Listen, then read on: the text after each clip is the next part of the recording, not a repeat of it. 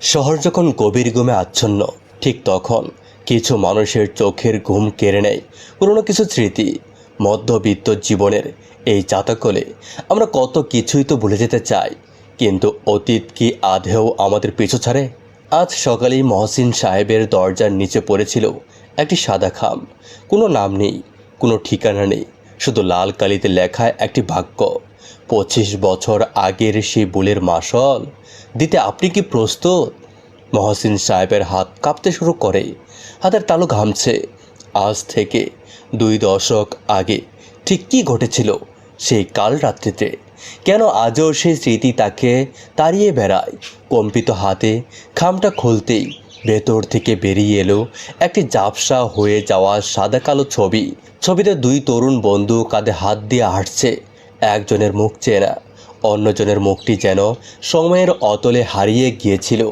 কিন্তু আজ সেই ছবি কেন ফিরে এলো? ছবির সাথে রাখা ছিল আজকের তারিখের একটি ওয়ান ওয়ে ট্রেনের টিকিট, গন্তব্য সেই পুরনো গ্রাম যেখানে তিনি শেষবার পা রেখেছিলেন 25 বছর আগে। মহসিন সাহেব দ্বিধায় পড়েন।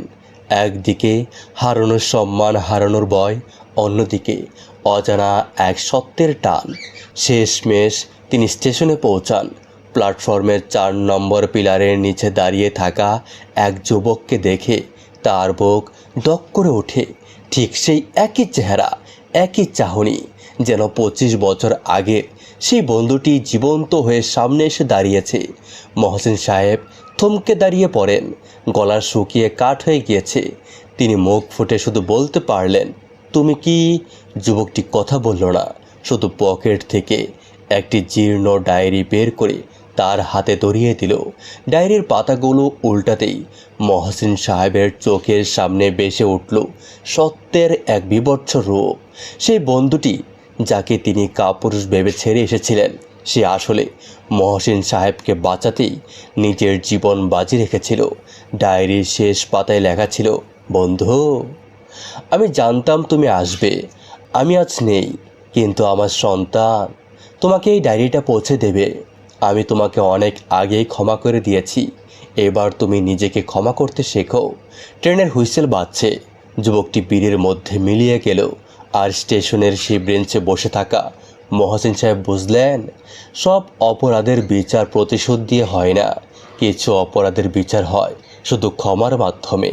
ঘৃণা নিয়ে বেঁচে থাকার চেয়ে বড় শাস্তি আর পৃথিবীতে দ্বিতীয়টি নেই।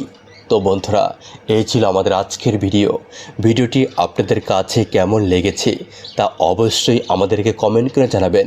ভিডিওটি ভালো লাগলে অবশ্যই ভিডিওতে একটি লাইক দিবেন এবং নিয়মিত এরকম আরও নতুন নতুন ইসলামিক ভিডিও পেতে আমাদের এই কাহিনী জগৎ চ্যানেলটিকে সাবস্ক্রাইব করে পাশে থাকা বেল আইকনটি বাজিয়ে রাখুন। দেখা হবে আবার নতুন কোনো ভিডিওতে। সেই পর্যন্ত আপনারা সকলেই ভালো থাকবেন, সুস্থ থাকবেন, এই প্রত্যাশায় আজকের মতো বিদায় নিচ্ছি। আল্লাহ হাফেজ।